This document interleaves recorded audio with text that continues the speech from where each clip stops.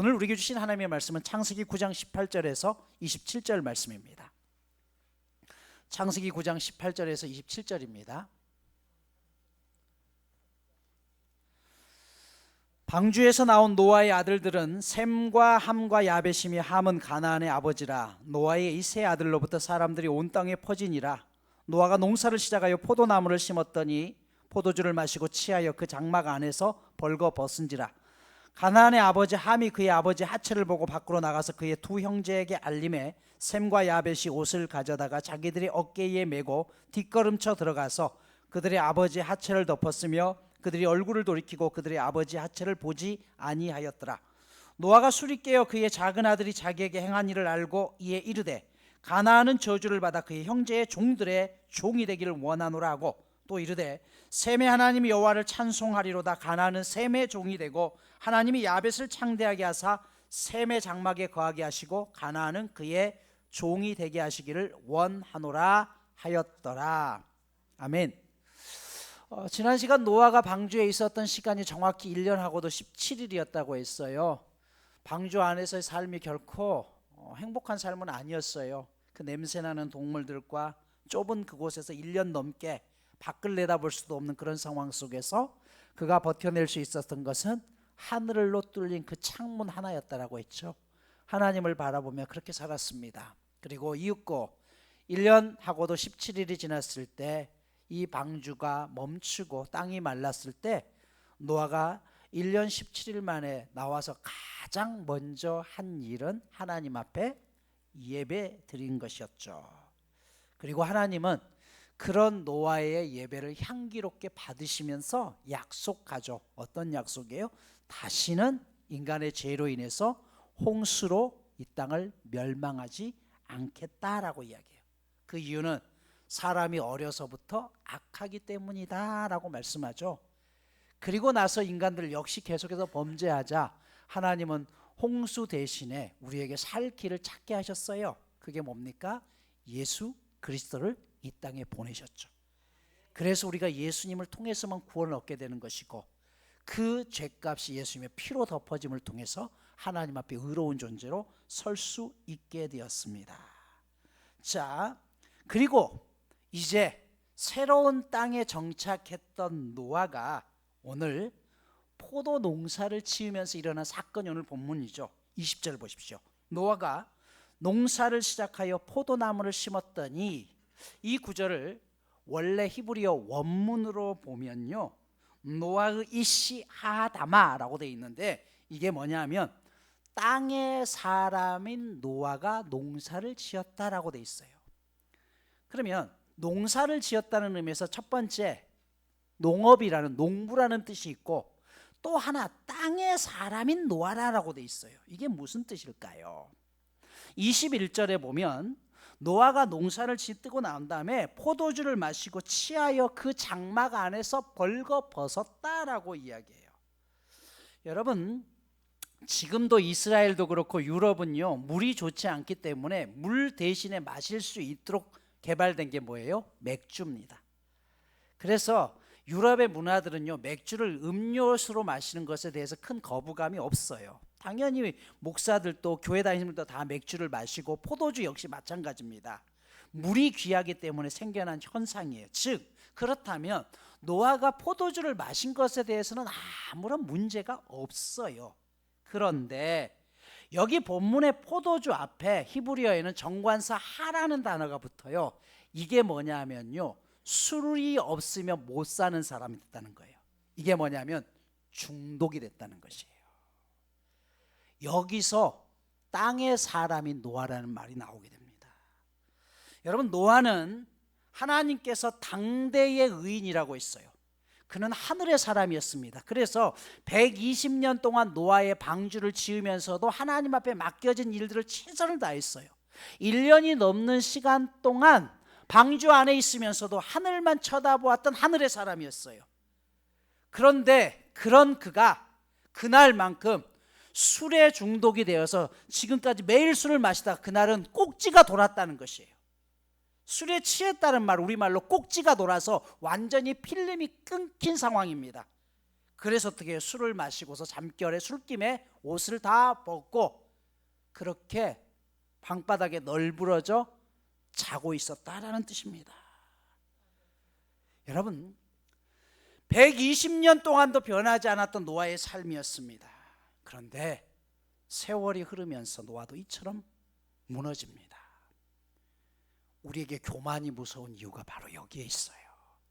하나님이 우리의 인생 가운데 왜 고난을 허락하실까요?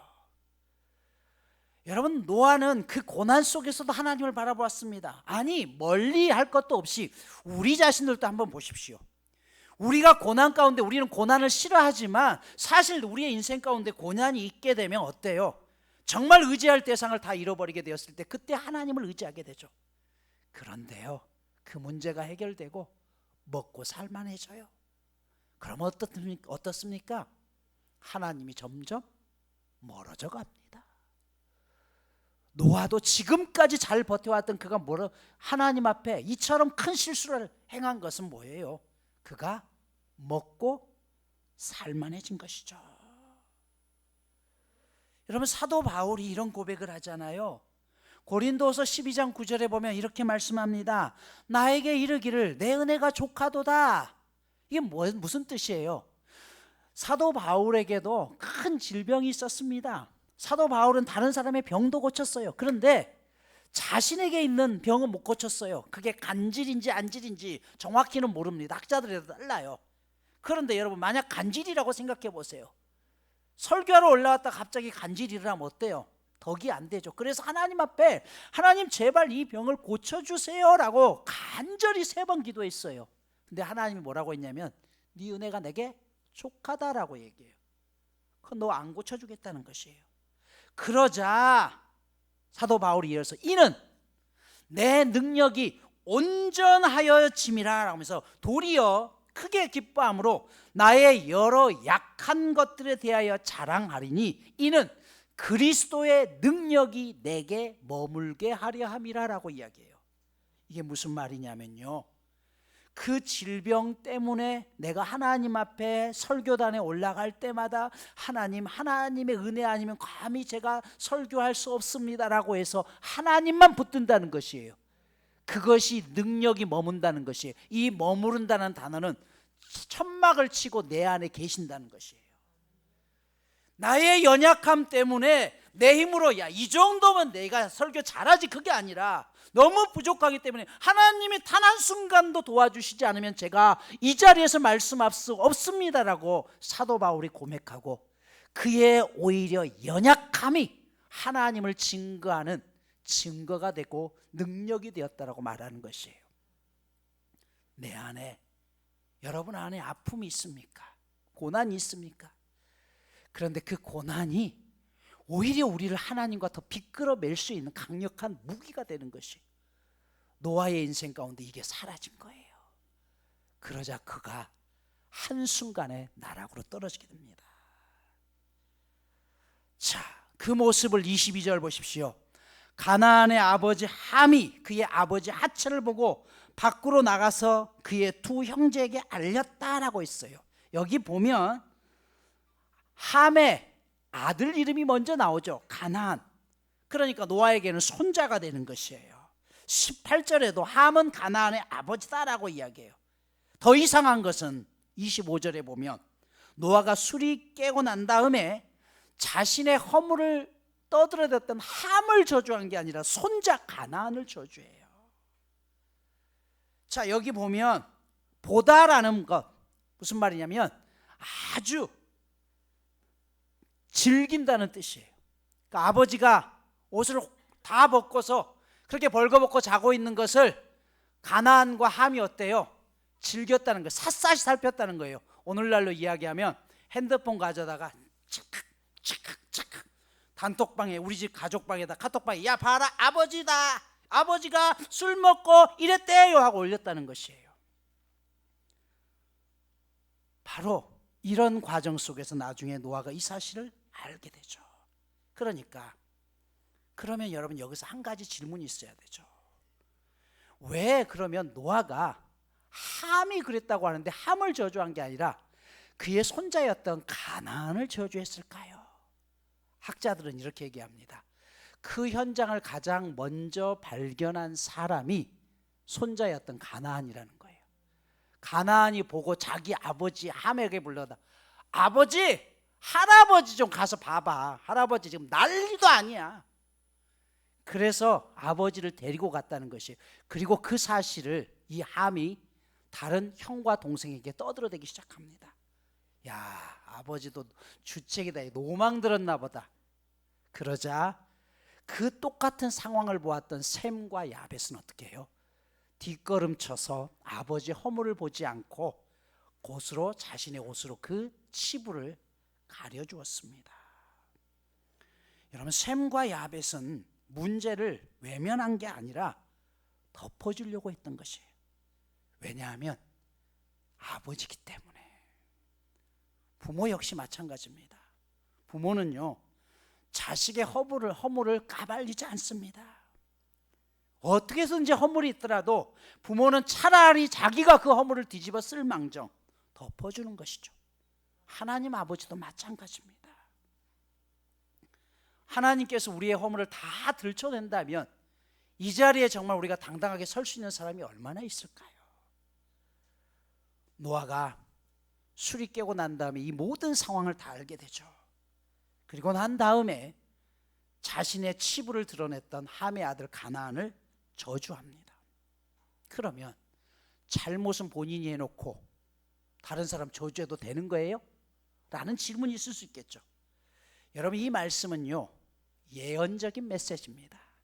무슨 말이냐면, 우리가 하나님 앞에 예언을 받으면 좋은 예언이라는 것은 예언을 받고 끝나는 것이 아니라 그 예언이 이루어지도록 내 삶에 최선을 다해서 살아가는 게 필요한 것이죠.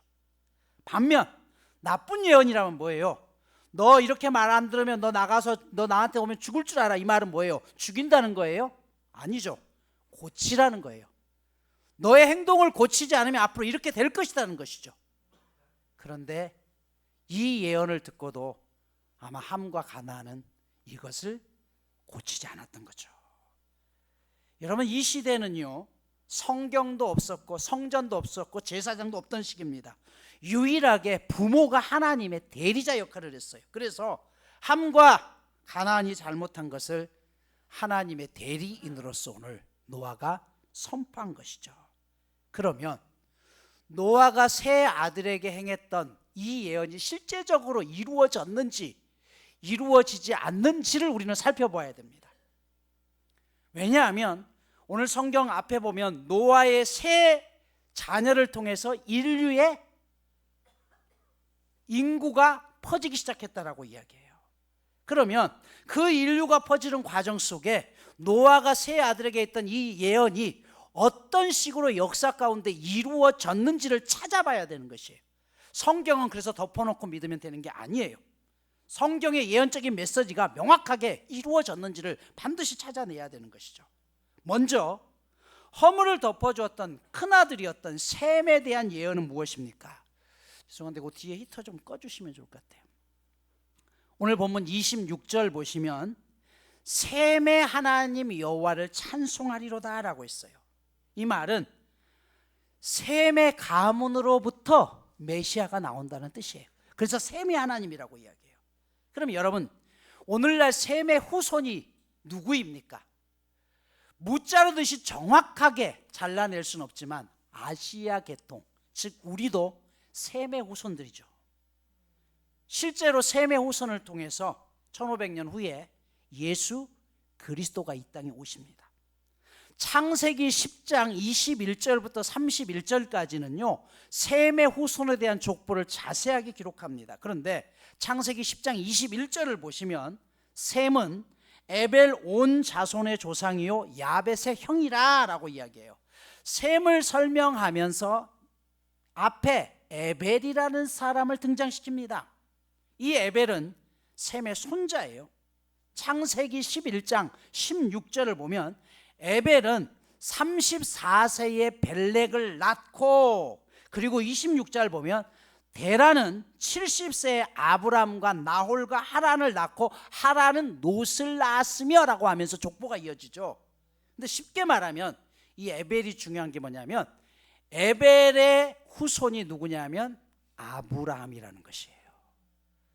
여러분 셈에게 주신 복이 뭐라고요? 메시아, 믿음입니다. 믿음의 전수예요.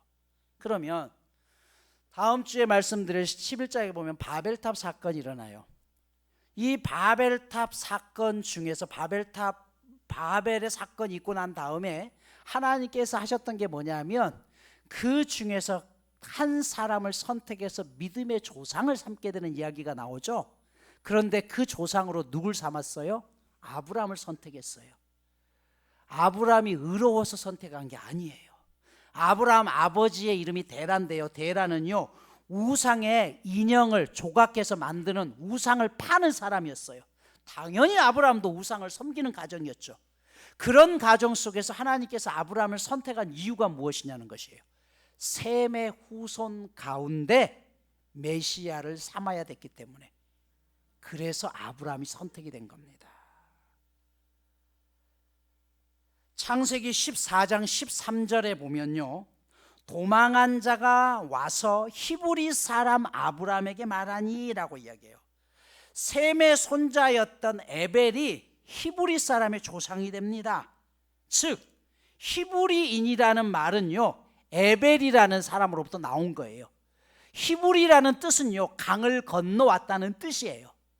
그런데 어떤 강? 원래 아브라함의 고향이 갈대아 우르였습니다. 갈대아 우르에서 가나안 땅을 가기 위해서는 메소포타미아 강을 건너야만 했어요. 그 강을 건너온 히브리 사람, 즉 에벨의 후손이라는 뜻이 히브리 사람이라는 뜻입니다. 그리고 10장 25절은 이렇게 말씀해요. 에벨은 두 아들을 낳고 하나의 이름을 벨렉이라 하였으니 그때의 세상이 나뉘었음이라 라고 이야기해요. 여기 벨렉 때에 세상이 나뉘었대요. 이건 또 무슨 뜻일까요?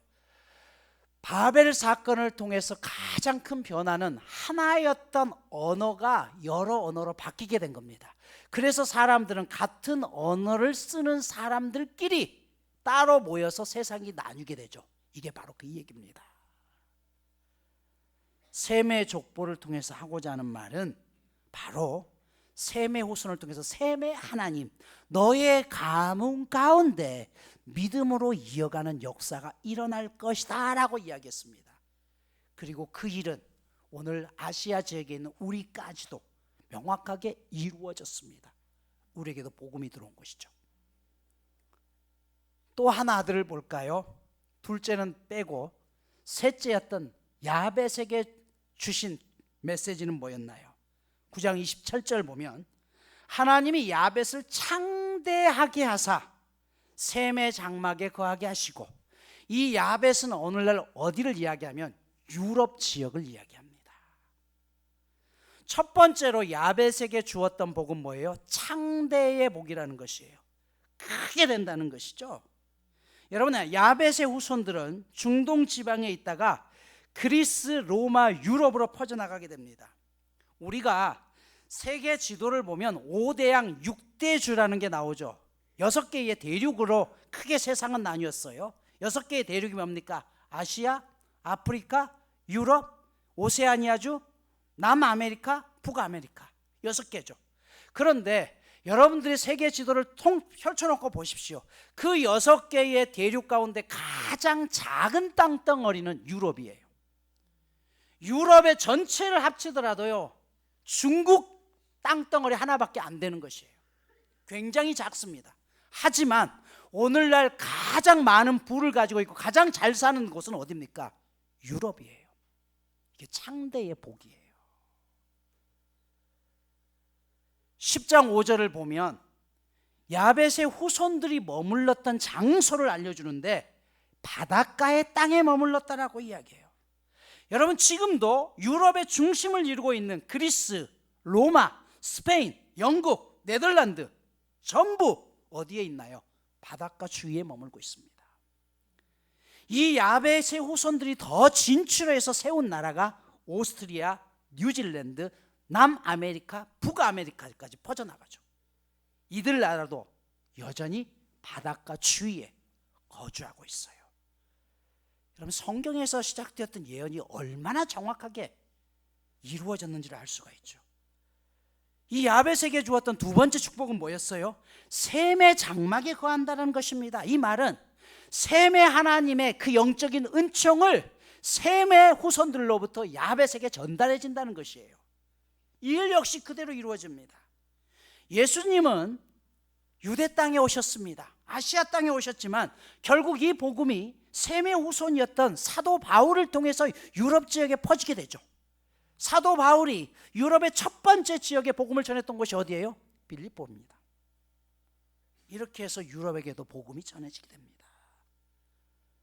반면 아버지의 허물을 들춰냈던 둘째 아들이었던 함에 대한 메시지는 뭐였나요?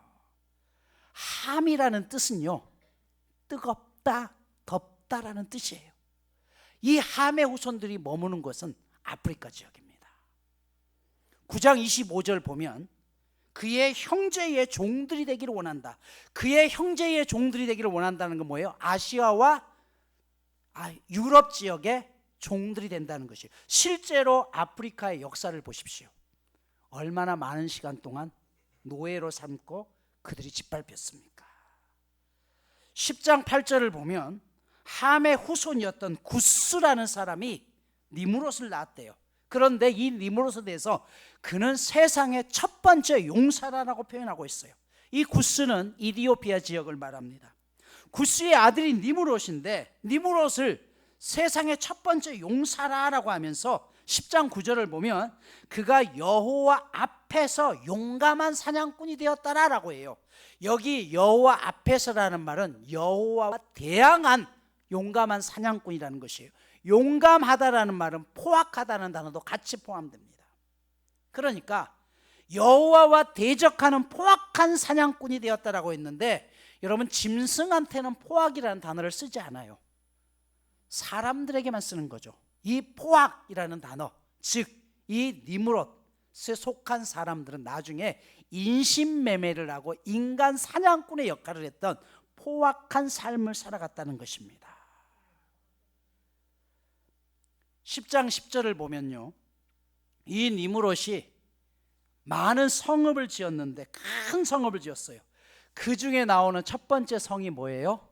바벨 성입니다. 여러분, 바벨탑을 쌓은 이유가 뭐예요? 노아의 홍수 사건 때문이잖아요. 하나님이 죄를 지었던 사람들에게 홍수를 통해서 이 땅의 모든 사람들을 다 멸망시켰어요. 그의 후손들이었기 때문에 당연히 이 사실을 알고 있어요? 몰라요? 알죠.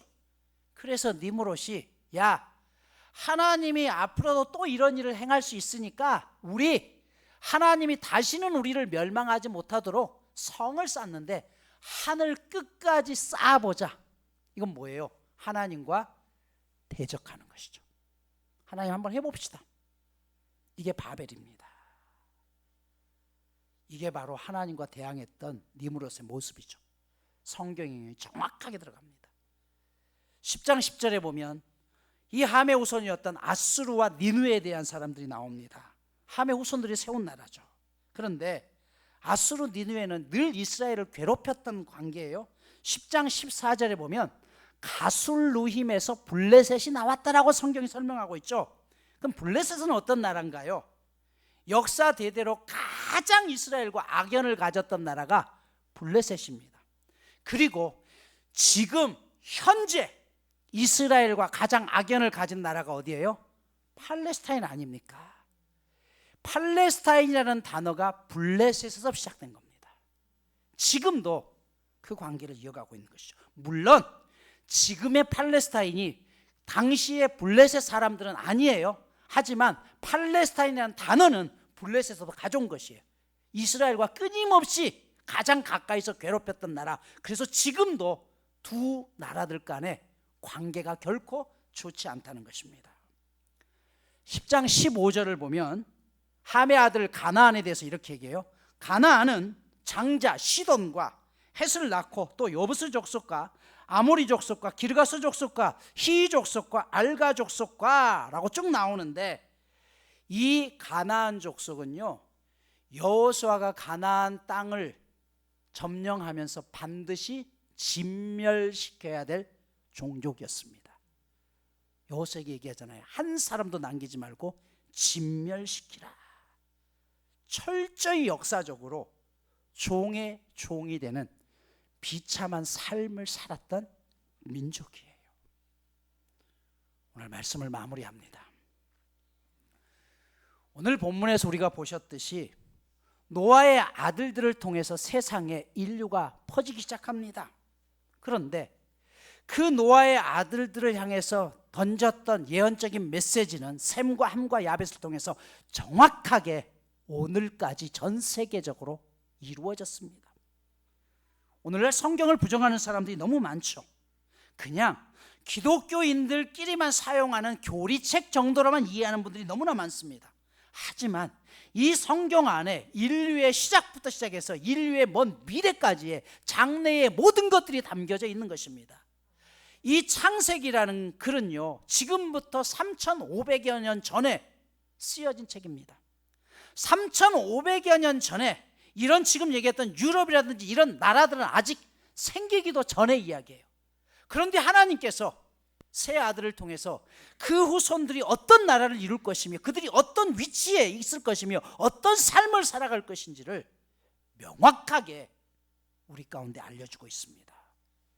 세상 그 어떤 곳에도 이와 같은 책은 없습니다. 바로 그러기에 우리는 이 성경을 단순히 하나의 역사책으로 보는 것이 아니라 하나님의 살아있는 말씀으로 인정하는 것입니다. 그렇다면 여러분, 수천 년의 역사를 이미 하나님께서 말씀하셨다고 한다면 이 성경 안에 여러분과 저를 위한 개인적인 메시지도 분명히 담겨져 있습니다. 예수 그리스도를 통해서 구원을 얻게 될 것이고 예수를 섬겨날 때 우리의 후손들의 삶이 어떨 것인지도 명확하게 기록되어 있습니다. 그 사실을 내가 인정하고 받아들인다고 한다면 우리의 인생 또한 하나님의 섭리 안에서 그렇게 바뀌어갈 수 있다는 사실입니다. 그렇다면 여러분, 부모된 우리가 이 땅을 살아가면서 정말 최선을 다해서 자녀들에게 주어야 될 것은 무엇일까요? 공부 잘해라? 좋은 직장 들어가라? 세상에서 성공해라? 네, 그것도 필요하죠. 그러나 우리의 평생을 다해서 목숨 걸고 자녀들에게 전수해야 될 것은 바로 살아계신 하나님의 말씀이고 이 성경의 예언은 정확하게 1.1획도 틀림없이 이루어지고 있다는 믿음을 전수해야 되는 것입니다. 그 일을 위해서 무엇보다 내 자신이 하나님 앞에 바로 서 있는 모습이 필요합니다. 또한 오늘 당대의 의인이었고 하늘의 사람이었던 노아도 성공함과 동시에 땅의 사람으로 곤두박질 치는 그 모습을 보면서 우리 자신들도 얼마든지 그렇게 무너질 수 있다는 사실을 깨달아야 됩니다. 그래서 나이가 든다는 것은요, 우리의 품이 넓어진다는 것을 의미하기도 합니다. 품이 넓어진다는 것은 무슨 말이에요? 나이가 들수록 그 나이의 경륜에 맞는 내 인격과 품성이 더 아름답게 갖추어져야 된다는 것입니다. 노아 같은 의인도 막판에 실수했는데 하물며 우리네 삶은요 더 쉽게 무너질 수 있기 때문에 내 자신의 품을 넓혀가는 것은 결국은 예수 그리스도 안에 더 깊숙이 우리가 잠겨드는 것입니다. 그렇게 살아갈 때 하나님이 우리를 책임져 주시고 우리의 인생을 더욱 아름답게 마무리하게 하실 것입니다. 이번 주 미션입니다. 이번 주 우리 가족들이 한자리에 단 하루라도 괜찮습니다. 모여서 하나님 앞에 예배할 수 있는 시간을 가졌으면 좋겠습니다. 그리고 하나님이 정말 살아계신 하나님이다. 이게 안 된다고요? 좋습니다. 그러면 식사라도 한번 하면서 그 식탁에서 하나님 앞에 기도하면서 하나님, 내가 믿는 이 믿음이 우리 자녀들에게도 전달되기를 원합니다. 그 미션을 한번 행하시고 그때 하나님의 능력이 여러분의 가정들을 책임져 주실 줄 믿습니다. 기도합니다.